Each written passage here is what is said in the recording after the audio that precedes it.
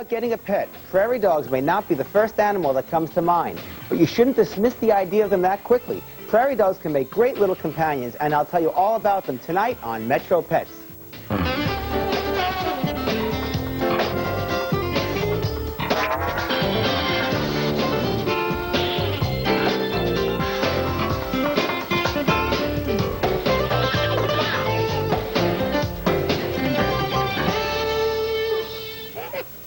Hello, pet people, and welcome to Metro Pets. I'm your host, Marc Marrone from Parrots of the World in Rockville Center, and today on Metro Pets is my annual Prairie Dog Show. And the reason why it's my annual Prairie Dog Show is because I only do a Prairie Dog Show once a year. And that's because prairie dogs are available as pets only once a year. And anybody who's ever watched Metro Pets regularly knows that my two pet prairie dogs, come here, Bubbles, come here. Ugh.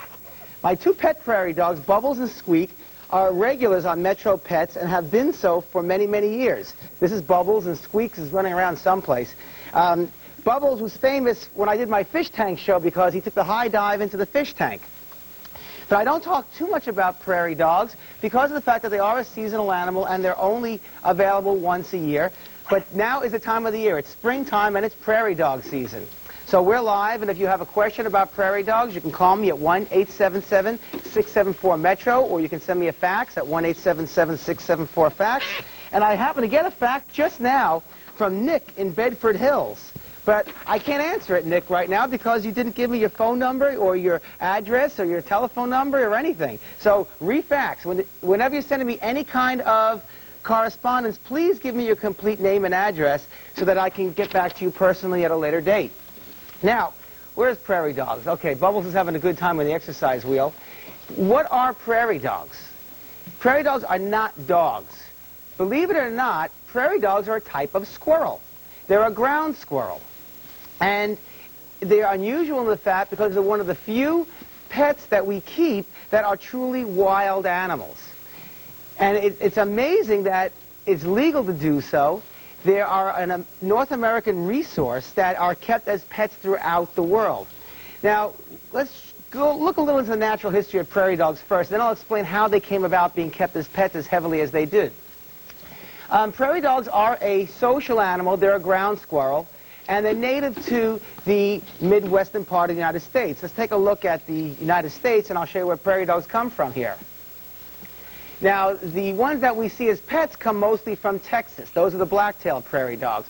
But they range all the way up to Wyoming and South Dakota. There's a few different types. There's the white-tailed prairie dog. There's the Gunnison's prairie dog. Down in Mexico, they have the Mexican prairie dogs. But the prairie dogs that we keep as pets are basically the black-tailed prairie dogs, which, for the most part, come from Texas.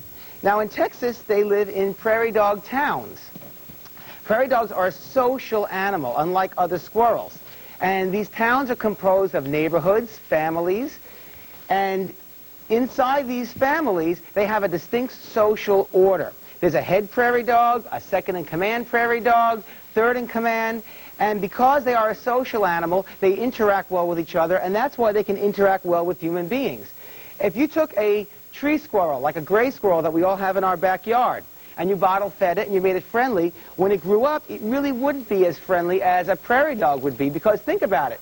Do you ever see squirrels living together? No, they usually compete with each other. Normally you see squirrels chasing each other away from food. Prairie dogs, however, are a social animal. They have to live together in order to survive. And because they do live together, they can transfer that social ability towards living with people. Now, that doesn't mean that every wild animal that's a social animal should be kept as a pet. I mean, elk are social animals, but you don't see us keeping elk as pets. It's just that prairie dogs are one of the few animals in the world that really don't have any friends. The ranchers in the areas where they come from all hate them and despise them. And as a matter of fact, the ranchers have determined that 244 prairie dogs eat as much grass as one cow. Not 243, but 244 prairie dogs. 42 prairie dogs eat as much grass as one sheep. So you can see how well-liked the prairie dogs are out there. And in the United States, when somebody doesn't like something, it usually means that they're going to kill it. So before prairie dogs were kept as pets, the ranchers basically poisoned them, drowned them, gassed them, or if they had nothing better to do, they just shot them, and they used them as target practice. Now, about 12 years ago, some Japanese companies realized that prairie dogs are cute little animals. And they're very clean, they're very neat, and in the Japanese society, rodents and squirrels are highly regarded as pets. And plus, if anyone's ever seen like Japanese cartoons, a lot of the animated animals look very much like prairie dogs. So they some Japanese animal importers contacted some ranchers in Texas, and the ranchers sent a bunch of baby prairie dogs over to Japan, and they became pets over there. Now, for about 6 or 7 years, prairie dogs were a big-time pet over there, and they're still a big-time pet in Japan. Every year, about 6,000 prairie dogs from the United States are captured and exported to Japan and Europe to be kept as pets. And it's not until the last 5 years that they caught on being kept as pets here in the United States. So they're really an American resource that's exported all over the world, one of the few American resources. In the last 5 years, I'd say, prairie dogs have become very, very popular as pets here in the United States. People here have caught on to what the Japanese always seem to know, that a prairie dog, if obtained properly and raised the right way, can make a very, very nice pet. However, prairie dogs do need a lot of work. They are wild animals. Remember, they're not captive-born. Even the prunella, the agouti here, all right, she was born in captivity. Bubbles and Squeak and all the other prairie dogs that we have here, you too, Prunella, Bubbles and Squeak and all the prairie dogs that we have here are all caught in the wild. And so prairie dogs are basically wild animals who fortunately have a social structure that gets along very well with being kept as pets ourselves.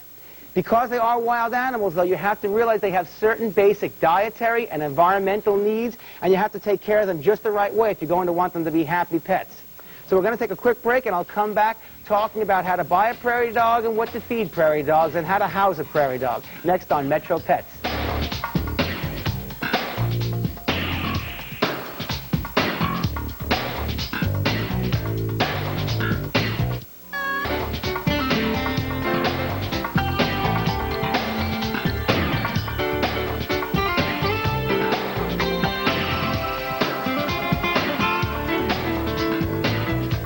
Welcome back to the Prairie Dog Show. We're live here on Metro Pets talking about prairie dogs, and our phone lines are open to you prairie dog people out there. Our first one is Steve from Albertson. Hello, Steve. You're on TV. Yeah, I have a Doberman Pinscher. Would it get along with the prairie dog? Well, prairie dogs are squirrels, and squirrels are rodents, and a lot of animals eat them. That's why prairie dogs band together and live in those societies to help protect each other.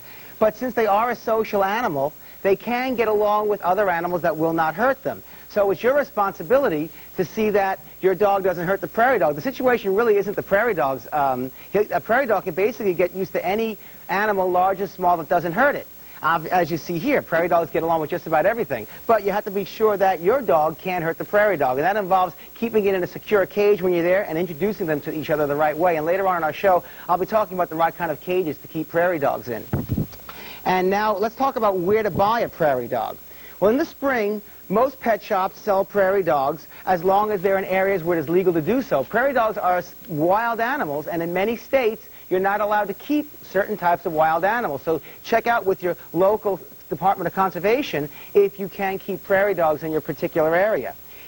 Most prairie dogs sell for about $100 each in stores to $150 unless they've been neutered already. Now, think about it. What I just said before, that about 6,000 prairie dogs a year are exported to Japan, and there's about a couple of thousand sold as pets in the United States, plus what goes to Europe. So it's about 10,000 prairie dogs a year that are exported from the United States and kept as pets. Now, that's a lot of money. And I think it's very, very interesting now that the same ranchers that used to begrudge the grass the prairie dogs ate because they wanted their cows to eat it, now fence the prairie dog towns off so the cows can't get in there and eat the prairie dogs' grass because they're making more money selling prairie dogs than they do selling beef. So prairie dogs can be big business. And if you're going to buy a prairie dog, it can be quite expensive if you're going to do it the right way. When you're buying a prairie dog, it's important that you buy a baby. And these prairie dogs that you see here are about 8 to 9 weeks old. Baby prairie dogs are available only in the month of May, June, and July. After that, they're really too old to be incorporated into human society unless they've been previously trained. Now, another aspect you're going to have to think about with a prairie dog as a pet is that a prairie dog has to be neutered if you're going to keep it as a pet. That's very, very important. When they're babies, they're real cute and cuddly. But when it grows up, if it's not neutered, it will try to eat you. It will literally attack you and then spit out your bones. Now, that's because, again, in prairie dog society, there's fights for dominance.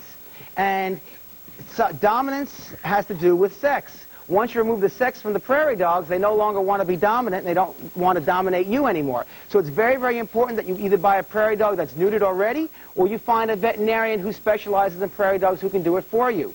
Now we have a caller, Chris from Stamford, Connecticut. Hey, Mark, how you doing? Hey, Chris, hello there. We came down and got prairie dogs on Saturday. New prairie dog owners. Yeah, and one of them is, the little one is really, really outgoing. And the bigger one, the male, is a little bit jittery, and he's getting better, but we're wondering if there's anything we can do to help him be even more comfortable, being out of the cage and being with us and everything else. It's just a matter of time, Chris. When you're buying prairie dogs, you have to realize that they were wild-caught animals. They were taken from their homes in Texas and went to a wholesaler and went to a pet shop. And the whole thing sounds atrocious when you think about it, but that's what happens. And if it doesn't happen, they get drowned or gassed or shot. It's an animal that has no rights at all and no friends whatsoever. So you have to just give it time. Because they are a social animal, they will transfer their affections onto you. It happens a little quicker if you have one prairie dog at a time. Prairie dogs really should be kept in pairs. It makes it a little easier if you can buy one prairie dog, let it bond to you, and then buy another prairie dog a month later. However, if you live in an area where there's not too many prairie dogs for sale, you're probably going to have to get two at a time like you did. And in a situation like that, you're going to have to just handle it a lot and give it time. If the prairie dog panics, stay away from it. It's just a matter of petting the animal and getting the animal used to you. Many times when you're in a pet store looking at prairie dogs, they'll roll over on their back and expose their teeth to you.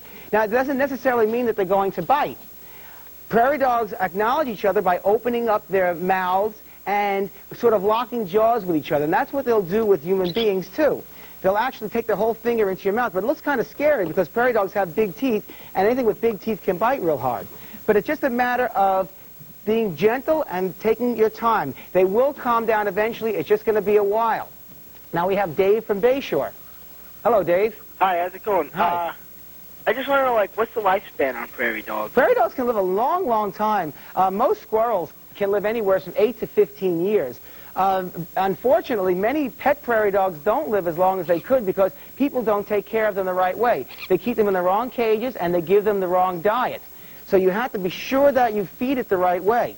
And I'm going to go into that now because there's very little information out there about what to feed prairie dogs. Now, remember what the ranchers begrudge prairie dogs. They begrudge them grass because that's their basic diet, high-fiber grass. And you see some of the treats that I've given the prairie dogs here is basically chickweed and grass from my backyard. And that's probably their favorite thing to eat. That's their natural food. In captivity, however, people tend to feed prairie dogs sunflower seeds and dog food and parrot food, and that's very, very, very fattening. Now, in the past, we had to do that because there wasn't anything else to feed them. However, prairie dogs are big business, and finally someone's come out with a prairie dog pellet. So you see now there's even a food made for prairie dogs, and this is very, very high in fiber. And by giving your prairie dog the proper diet, a food made specifically for prairie dogs, that's going to keep him slim and trim. You see, that's the biggest problem with prairie dogs, is that when they grow up, they tend to get really, really fat. And if your prairie dog is fed the prairie dog pellets, he's going to stay nice and slim and trim. Bubbles here looks exactly like a wild prairie dog would look. His fur is in the same condition. He's not too heavy. He is not missing any fur on his head or on his legs. And those are common things that happen with prairie dogs in captivity. Now, if you have a prairie dog as a pet now, and you're looking at him, he looks gross and obese and fat, you're going to have to switch him over to the prairie dog pellets, and it's not going to be easy. Prairie dogs love treats. So if you're giving your prairie dog sunflower seeds and other treats now, you can switch him over to the prairie dog pellets, but it's going to take a while, and you have to work at it. In addition to the prairie dog pellets, they should get different types of treats. And you see I'm giving Bubbles and Squeak. They're always eating apples and grapes and any kind of fresh fruit and vegetable. Take care that you don't give it too many high-fattening protein-type things. Prairie dogs love monkey biscuits, but monkey biscuits are really made for monkeys. They shouldn't be given to prairie dogs, and that's what keeps them too fat. Now we have a call from Samantha in Merrick. Hello, Samantha. You're on TV. Hi, Mark. Hi. I have a question. Is there any food that prairie dogs can eat that can be poisonous to them? Really, no. In where they come from, in the Great Plains states, they're pretty aware of what's good for them and what's not. And there's very, very little that you can feed a prairie dog that will hurt it. However, there are things in your house that a prairie dog can chew on that will hurt it. Prairie dogs love to chew on things. And when they're loose in your house, they can chew on electrical wires. And chewing on electrical wire is not going to do good in keeping a prairie dog for a long time. So it's important that you monitor your prairie dog when he's loose and out of his cage. And I'm going to take a quick break, coming back, talking about what kind of cage is best to keep your prairie dog in. So don't go away. We'll be right back.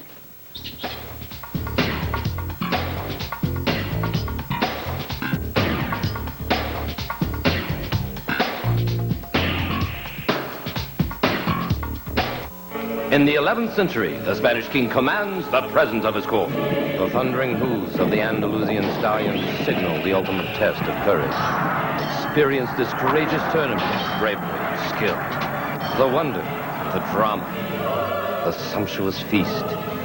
Is this a vision of the 11th century or a fantasy come alive? Medieval time, dinner and tournament. Celebrate your birthday for free. Call Medieval Times for details. So you're building that deck with Time Life to help you. Some built-in benches. Page 50.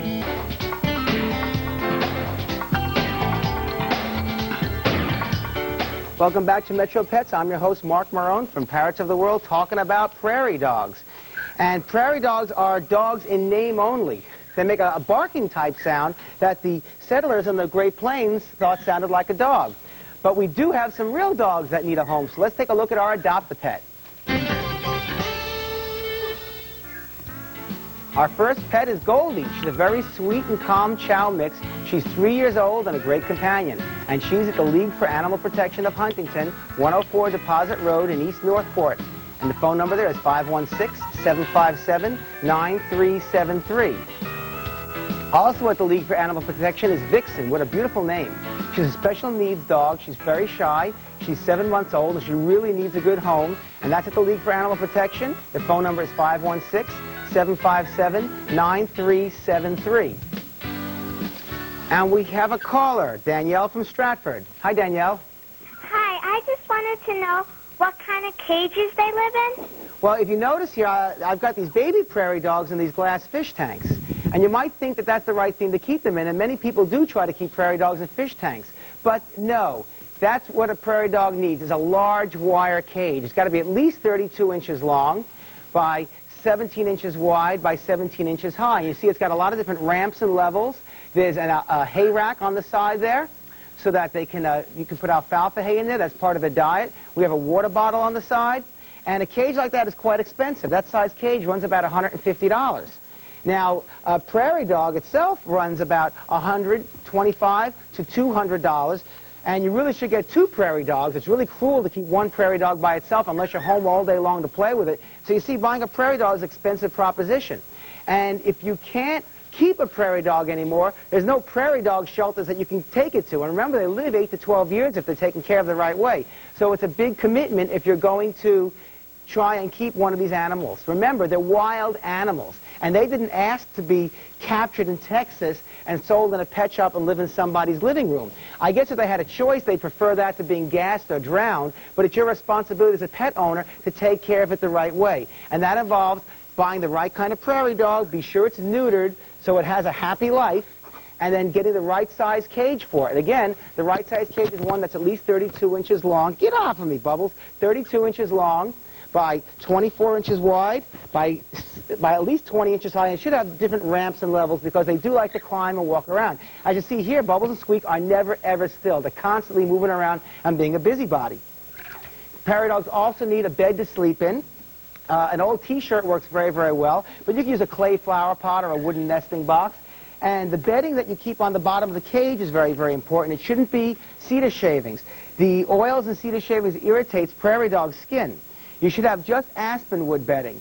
That's a bedding that has no dust in it at all, and it has no oils in it. And any pet shop can order it for you. I'm always promoting Aspen bedding, and many people say at the pet shops they shop in don't have it in stock. But it's readily available, and any pet shop can order it from the companies that they order the cedar shavings or pine shavings that they keep their hamsters and gerbils in. Prairie dogs also need lots of toys. You see I have that plastic tube inside the big prairie dog tank that the prairie dogs are going in and out. Prairie dogs are animals who like to live in burrows, so it's fun to have some burrows in there. They also like these ferret balls, these round balls that they like to crawl inside and roll around, and that's really good for having a prairie dog who likes to roll around the house. They love these ferret balls. They're made for ferrets, but they work very, very well for prairie dogs, too. They need to chew. Remember, I said before that if you leave them loose in the house, they'll chew on electrical wires. So it's important that you give them lots of things to chew on, and these rolling type nests work very, very well. Prairie dogs like to crawl inside of them, and they love to chew on them, and that keeps them busy. They have to have things to chew on. Whoops. Now we have a caller. Mike from Dumont, New Jersey is on the phone. Hello, Mike. Hello, Mark. I love your show. Thank you. I have a question about prairie dogs. Sure, what would you like to know? Are prairie dogs illegal in New Jersey? You know something, Mike? I think they are, but I don't live in New Jersey, so I don't know for a fact, but you have to check with your state conservation department. They're legal in New York State, and if just ask your pet shop that you go to, they would know if they're legal in that particular state or not. If they're legal in the state, there's no point in keeping them, because if it ever gets loose, or if you ever have a problem in the house and somebody finds out about it, then you're going to have problems. But I do believe that they are illegal in New Jersey, but you really better ask someone in a pet shop for sure. Many animals that are legal in one state are not legal in another state, and the reason why these laws are like that is because prairie dogs are wild animals, and wild animals are regulated in many states. Now, another thing you need in a prairie dog cage is what Bubbles here is going on, and that's an exercise wheel. These big exercise wheels are manufactured for prairie dogs, and they need to have a lot of exercise. In nature, they're constantly on the move. And if they don't have something to exercise on in captivity, they're going to get fat and obese. And once they become fat, you're going to shorten the animal's lifespan. Remember, a prairie dog is a wild animal in captivity, and it's your responsibility as a pet owner to take care of that animal and give it the same quality of life that it would have if it was still in the wild. And that's what I'm always preaching on here on Metro Pets. I hope I've answered some of your questions about prairie dogs. And if you do get one or preferably two prairie dogs, at least now you know how to take care of it the right way. That's all we have now. Thank you for watching Metro Pets. Bye-bye now.